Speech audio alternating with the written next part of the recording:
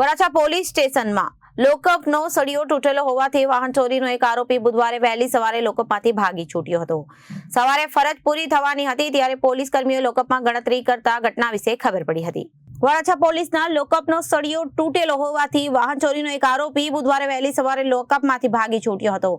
સવારે ફરજ પૂરી થવાની હતી અને ત્યારે પોલીસ કર્મીઓ લોકઅપમાં ગણતરી કરતા ઘટના વિશે ખબર પડી। આ બાબતે મહિલા પોલીસ કર્મીએ વરાછા પોલીસમાં ફરિયાદ આપી હતી, જેના આધારે પોલીસે વાહન ચોરીના ગુનામાં પકડાયેલા આરોપી રવિ બાબુલાલ પ્રજાપતિ સામે વધુ એક ગુનો દાખલ કર્યો છે।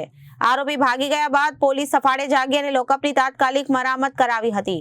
આ અંગે પોલીસે વધુમાં જણાવ્યું હતું કે મંગળવારે રાત્રે લોકઅપમાં કુલ 11 આરોપીઓ હતા, જે પૈકી 4 આરોપીઓને મોડી રાત્રે મોબાઈલ વાન મારફતે પોલીસ કર્મીઓ સારવાર માટે લઈ ગયા હતા।